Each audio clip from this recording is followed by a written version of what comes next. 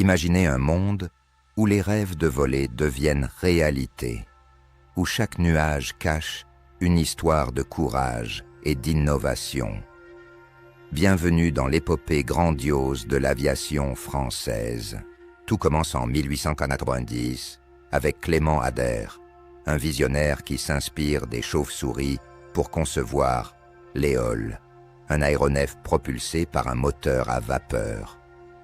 Avant même les frères Wright, la France s'aventure dans le vol motorisé. En 1913, Roland Garros traverse la Méditerranée, inscrivant son nom parmi les légendes. Ses exploits et innovations durant la Première Guerre mondiale ont façonné le monde de l'aviation. La Première Guerre mondiale a accéléré le développement de l'aviation, notamment avec la création de l'aviation militaire.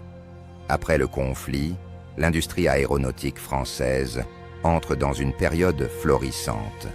Les avions deviennent plus rapides, plus sûrs et plus fiables. La période entre les deux guerres voit aussi le développement de l'aviation civile.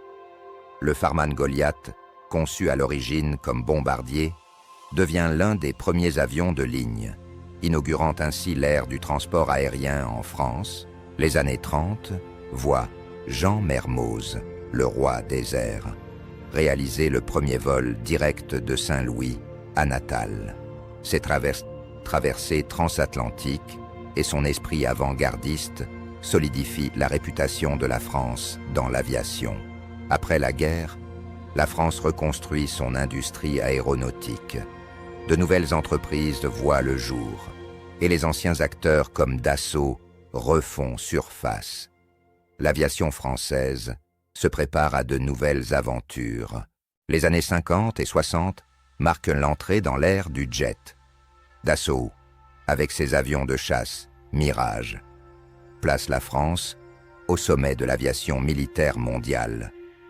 Parallèlement, l'industrie des hélicoptères se développe, notamment avec l'Alouette II, qui devient un symbole de l'aviation légère. En 1969, le Concorde, symbole de vitesse et d'élégance, redéfinit le transport aérien. Avec André Turcat aux commandes, ce joyau de l'aviation française réalise des voyages transatlantiques en moins de 3 heures. Fondé en 1970, Airbus naît de la nécessité de rivaliser avec les géants américains. Innovant avec des appareils comme l'A300, Airbus devient un pilier mondial de l'aviation. La France, terre d'aviation, accueille le premier meeting aérien du monde à Reims en 1909 et possède des aéroports de classe mondiale comme Roissy-Charles de Gaulle. L'aviation est profondément ancrée dans le paysage français. De Clément Ader à l'ère des drones, l'aviation française a parcouru un chemin extraordinaire.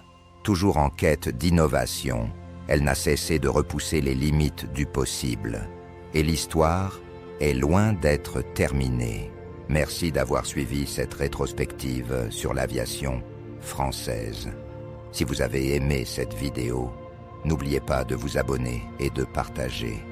À bientôt pour un nouveau voyage dans le temps et l'histoire.